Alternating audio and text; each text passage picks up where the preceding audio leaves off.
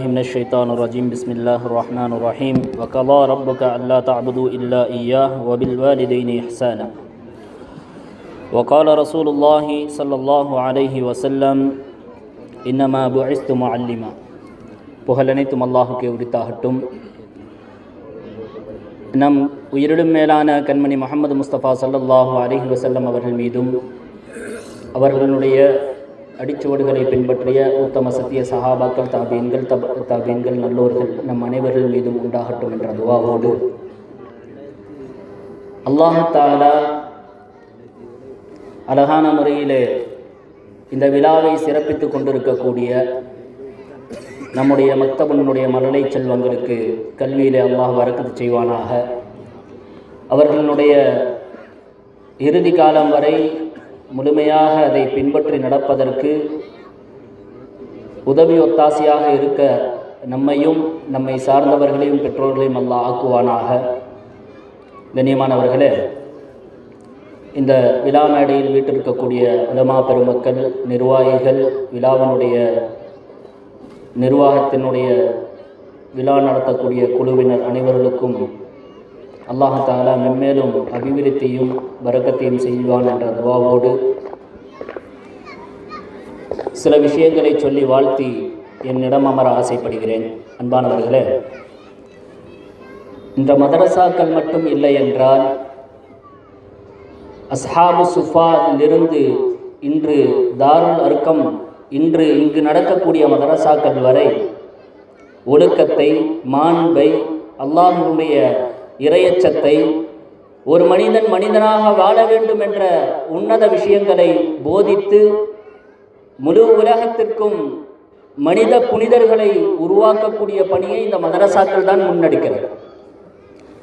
அன்பானவர்களே,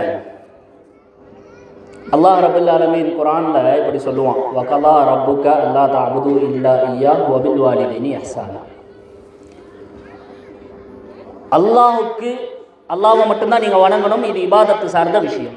அதற்கு அடுத்தது அல்லாஹ் சொல்கிறது, பெற்றோர்களுக்கு நீங்கள் என்னென்ன விஷயங்களை செய்ய வேண்டும். வபில் வாலிதைனி இஹ்சானா, நீங்கள் அந்த பெற்றோர்களுக்கு அழகான முறையில் நடந்து கொள்ளுங்கள். இது அல்லாஹ் சொல்லக்கூடிய விஷயம். விரிவுரைகளில் பார்த்தோம்னா,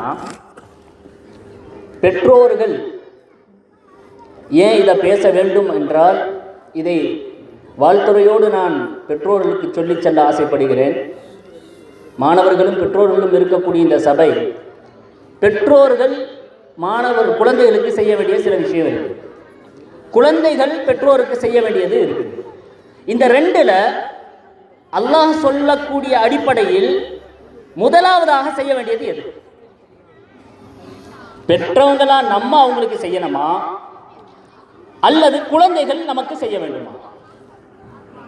பதில் என்னன்னு கேட்டோம்னா நீங்கள்லாம் சொல்லுவீங்க, நான் தானே பெற்று வளர்த்தேன், எனக்கு தானே செய்யணும். அவங்க நான் தானே பெற்றேன், நான் தான் வளர்த்தேன், நான் தானே எல்லா விஷயங்களையும் பார்க்குறேன், அப்போ எனக்கு தானே கேட்கணும். என்னுடைய வார்த்தையை கேட்கறதில்ல, என் பேச கேட்கறதில்ல. உஸ்தாபிட்ட கம்ப்ளைண்ட் வருது, அஜர்த்திட்ட கம்ப்ளைண்ட் வருது, ஏங்க அஜர்த்துக்கு சொல்ல மாட்டீங்களா, நீங்கள்லாம் இதெல்லாம் பழக்க மாட்டீங்க, வருதா இல்லையா? ஏன் சொல்கிறோம்? ஏனென்றால் நான் பெற்றேன், நான் வளர்க்கிறேன், நான் சொன்ன மாதிரி நீ கேட்கணும். நன்றாக ஒன்றை புரிந்து கொள்ள வேண்டும். ஒரு குழந்தை அந்த குழந்தை பருவத்திலே எதை கேட்கிறதோ, எதை பார்க்கிறதோ, எதை படிக்கிறதோ, எதை பழகுகிறதோ, எதை செய்கிறதோ, எதை நீங்கள் பழக்குகிறீர்களோ அதுவாகத்தான் அது உருவாகிறது. அந்த குழந்தை அப்படித்தான் வளர்கிறது. அந்த குழந்தை அப்படித்தான் நல்லவனாக வளர்கிறது, அப்படித்தான் கெட்டவனாக வளர்கிறது. இது உளவியலும் சொல்லக்கூடிய விஷயம். அப்ப திருமறை குர்ஆன் 2 நபிமார்களுக்கு குழந்தை கொடுத்ததை சொல்லுது. இப்ராஹிம் அலைஹிஸ்ஸலாத்துக்கு இன்னா நுபஷிரு, எத்தனை வருஷத்துக்கு பிறகு குழந்தை கிடைச்சிச்சு? 80 வருடத்துக்கு பிறகு. அல்லாஹ் பஷாரத்துன்னு சொல்றான், சுப செய்தின்னு சொல்றான். யஹ்யா அலைஹிஸ்ஸலாத்தை குறித்து ஜக்கரியா அலைஹிஸ்ஸலாத்துக்கு கொடுத்தத அந்த விஷயத்தை அல்லாஹ் சொல்லும் போதும் ஃபபஷர்னா, உங்களுக்கு சுப செய்தின்னு சொல்றான். அப்ப அல்லாஹ் கொடுக்கிறது சாதாரண விஷயம் அல்ல, அது மிகப்பெரிய பொக்கிஷம். ஆகவே எல்லா விஷயங்களையும் கற்றுக் கொடுத்து விட்டு அவர்களிடம் நீங்கள் எதிர்பாருங்கள், அந்த குழந்தைகள் கண்டிப்பாக உங்களுக்கு கட்டுப்படுவார்கள். நீங்கள் எதிர்பார்ப்புக்கு தகுந்த நடப்பாங்க. சின்ன விஷயம்தான். ஒரு 15 வயசு பையன், 14 வயசு பையன் வீட்டில் பைக் இருக்கும், எடுத்து ஓட்டினான்னு சொன்னால் அத்தாவுக்கு அடி வயிறு பதறும். ஏன்? ஒழுங்கா ஓட்டுவானா தெரியுமா தெரியாதா? இதே அத்தா முன்னாடி உட்கார வச்சு நீ ஓட்டுறான்னு சொல்லி கற்றுக் கொடுத்துருப்பார். பின்னாடி தான் உட்கார்ந்துட்டு போயிருப்பார்.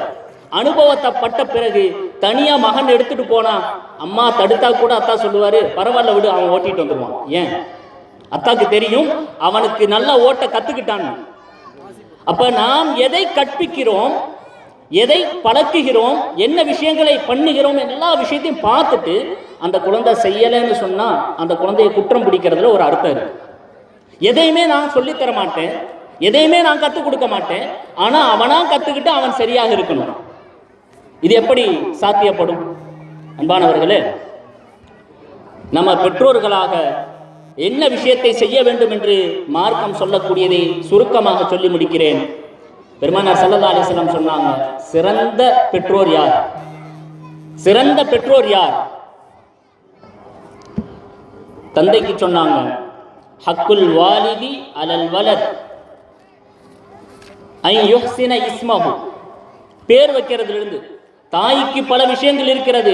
குழந்தையை சுமப்பதிலிருந்து அந்த குழந்தையை 9 மாதம் 10 மாதங்கள் அந்த குழந்தைக்கு பாலூட்ட காலம், அதுக்கு அடுத்த நிலைமைகள் வளர்க்கக்கூடியது, இதெல்லாமே தாய்க்கானது. தாயும் தந்தைக்கும் சேர்த்து சொல்லக்கூடியது பேர், அழகான பேர். ஏன்னா பேர் வாழ்க்கையில் பிரதிபலிக்கும். அந்த பேருக்கு தகுந்தால் போல் அந்த குழந்தை இருக்கும்.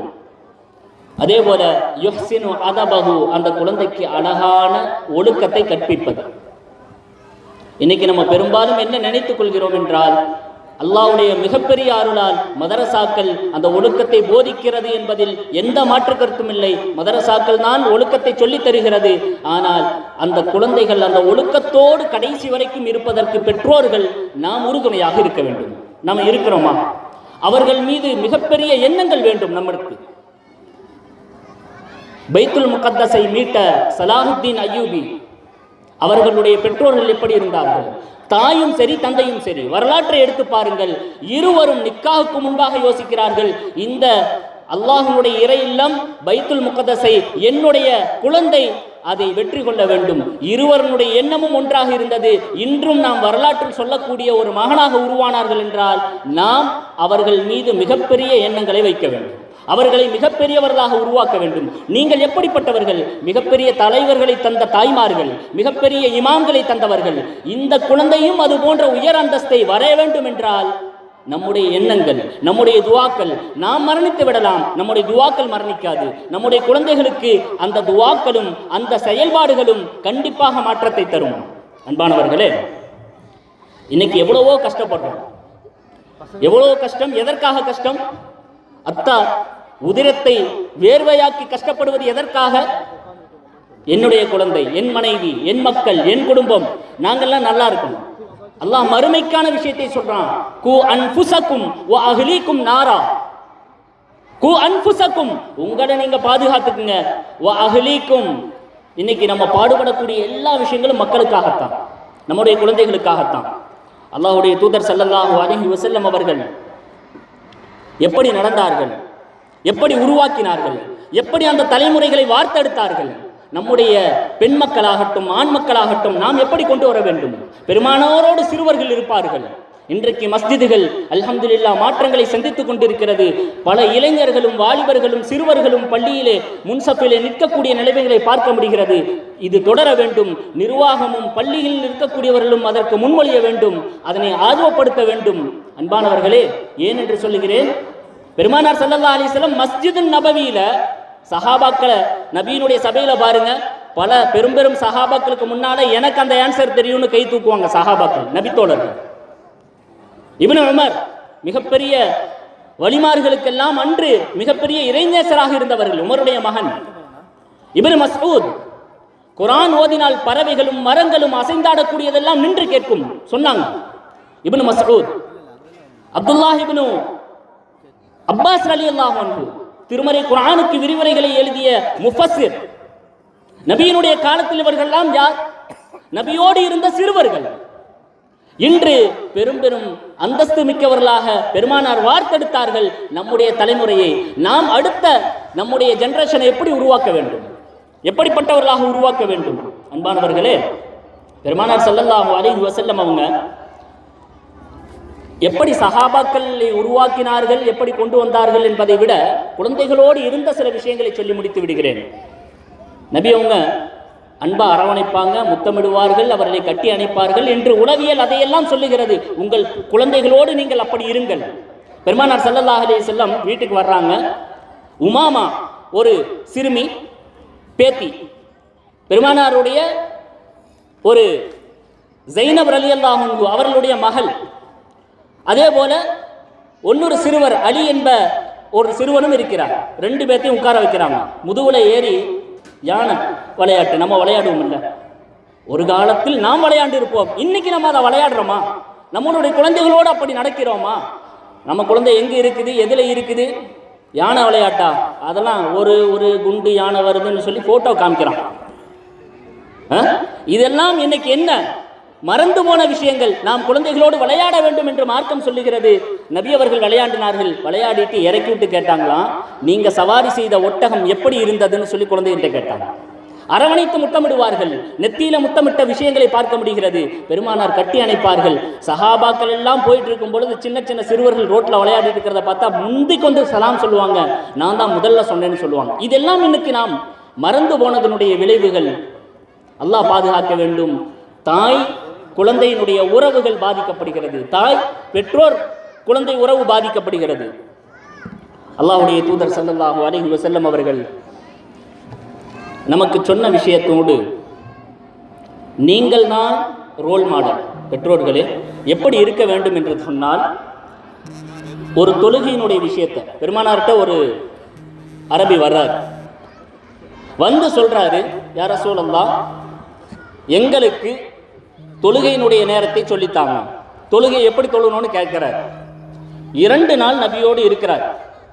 நபி இருக்க சொன்னாங்க.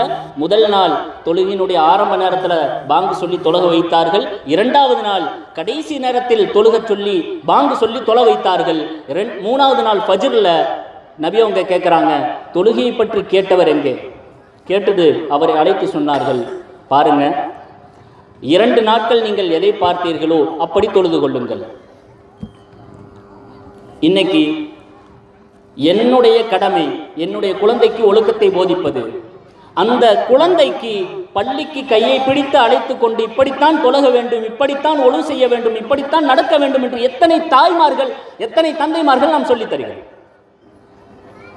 அன்பு குறித்தானவர்களே, குழந்தைகள் அல்லாஹ்வுடைய மிகப்பெரிய அருள் என்பதை புரிந்ததோடு குழந்தைகளுக்கும் சில விஷயங்கள் பெற்றோர்களுக்கு நாம் என்ன செய்ய வேண்டும். ஹக்கில் 2 விஷயமும் அவசியம். பிள்ளைகள் நாம் புரிந்து கொள்ள வேண்டும், இளைஞர்கள் நாம் புரிந்து கொள்ள வேண்டும். தன்னுடைய உதிரத்தை, தன்னுடைய எல்லாவித சிரமங்களையும், தன்னுடைய எல்லாவித இயலாமையும் நமக்காக விட்டு தந்து, கஷ்டங்கள், நஷ்டங்கள், சிரமங்கள், 9 மாத காலம், அதற்கு பிறகு 2 வருஷம் பால் ஊட்டக்கூடிய காலம், இப்படி 3 வருட காலங்கள் ஒரு தாய் நமக்காக பாடுபடுகிறாள். நமக்காக ஒரு தாய் எப்படிப்பட்ட விஷயங்களை எல்லாம் அவள் முன்னெடுக்கிறாள். ஒரு தாயாக நாம் எவ்வளோ கஷ்டங்களை அனுபவித்த தாயை நாம் புரிந்து கொள்ளாமல் உதாசீனம் செய்கிறோம். குர்ஆன் வலா தகுல் லஹுமா உஃப்னு கூட சொல்லாதேங்குது. இன்னைக்கு என்னென்ன வார்த்தைகள்னு சொல்லி அது இந்த லாங்குவேஜில் இங்கே பேச முடியாது. 2 பெற்றோருக்கு அழகான முறையில் நடந்த நபிமார்களுடைய உதாரணத்தை குர்ஆன் சொல்லுகிறது. ஈசா அலைஹிஸ்ஸலாம், தாய் மட்டும் இருந்த ஈசா அலைஹிஸ்ஸலாத்தை குர்ஆன் சொல்லுகிறது. அல்லாஹ் கட்டளையிடுகிறான். அல்லாஹ் ரப்பல் ஆலமீன் சொல்றான், வபர்ரம் பிவாலிததி, என்னுடைய தாய்க்கு கட்டுப்பட்டு அழகான முறையில் நடக்கக்கூடியவனாக என்னை அல்லாஹ் ஏவினான். யஹ்யா அலைஹிஸ்ஸலாத்தை குறித்து பாருங்க, யா யஹ்யா குதில் கிதாப், நீங்கள் வேதத்தை பிடித்து கொள்ளுங்க. அதுக்கடுத்து அல்லாஹ் சொல்றான், உங்களுக்கு இல்மு ஞானத்தை எல்லாம் கொடுத்தேன், நீங்கள் உங்களுடைய பெற்றோரோடு அழகான முறையில் நடந்து கொள்ள வேண்டும். இதுவெல்லாம் நமக்கு அழகான முறையிலே மார்க்கம் சொல்லியது. அன்பு பெற்றோர்களே, அல்லாஹ் ரப்பல் ஆலமீன் கொடுத்த நிஅமத் இன்றைக்கு அனாதைகள்னு சொல்லி நம்ம நினைக்கிறோம். யாருக்கு ஒழுக்கம் இல்லையோ, யாருக்கு இல்ம் இல்லையோ, யாருக்கு அதப் இல்லையோ, அவர்கள் தான் அனாதைகள் என்று அரபனுடைய விஷயங்கள், அரபு வார்த்தைகளில் நாம் பார்க்க முடிகிறது. குல்லுக்கும் ராஇன் வ குல்லுக்கும் மஸ்ஊலுன் அன் ரஇயத்திஹி, நீங்கள் ஒவ்வொருவரும் பொறுப்புதாரிகள். பெற்றோர்களும் பொறுப்புதாரிகள். பிள்ளைகளே, நீங்கள் போதைக்கும் மற்ற ஆண்களோடும் மற்ற பெண்களோடும் நீங்கள் பேசிக்கொண்டும் சகஜமாக இருக்கக்கூடிய நிலைகள் எல்லாம் உங்களுடைய பெற்றோர்களுடைய நிலையை நினைத்து பாருங்கள். நாளை மறுமையிலே அல்லாஹ் உங்களிடத்தில் கேட்கக்கூடிய நேரத்தில், நாளை உங்களுடைய நிலைமைகள் பெற்றோர்களாக மாறக்கூடிய நேரத்தில் நீங்கள் என்னென்ன நிலைமைகளை சந்திக்க வேண்டியது இருக்கும் என்பதை யோசித்தவர்களாக, சிந்தித்தவர்களாக நாம் ஒவ்வொருவரும் பொறுப்புதாரிகள். நாம் நம்முடைய பொறுப்பை பற்றி விசாரிக்கப்படுவோம் என்ற விஷயத்தை முன்வைத்து அல்லாஹ் ரப்புல் ஆலமீன் கொடுத்த நிஅமத்துகளை நாம் நல்ல முறையிலே பயன்படுத்தி நம்முடைய குழந்தை செல்வங்களை ஒழுக்க சீலர்களாக, அல்லாஹ்வுடைய மார்க்கத்திற்கு உரியவர்களாக, அவர்கள் இந்த உலகத்திலும் நாளை மறுமையிலும் அல்லாஹ்விடத்தில் நம்மை உயர்வாக பேசக்கூடியவர்களாக, நமக்கு துஆ செய்யக்கூடியவர்களாக அல்லாஹ் தஆலா ஆக்க வேண்டும் என்று துஆ செய்தவனாக இந்த மதரசாவையும் இந்த மதரசாவில் பணியாற்றி கொண்டிருக்கக்கூடிய ஆசிரியர்கள், இதற்காக உழைத்து கொண்டிருக்கக்கூடியவர்கள், இந்த மதரசாவில் பாடம் படிக்கக்கூடியவர்கள் அனைவர்களுக்கும் அல்லாஹ் தஆலா நீண்ட ஆயுளையும் அபிவிருத்தியும் தர வேண்டும், இல்மிலே பரக்கத்து செய்ய வேண்டும் என்று வாழ்த்தியவனாக என் உரையை நிறைவு செய்கிறேன். வா ஆகிரு தஅவானா அனில் ஹம்துலில்லாஹி ரப்பில் ஆலமீன்.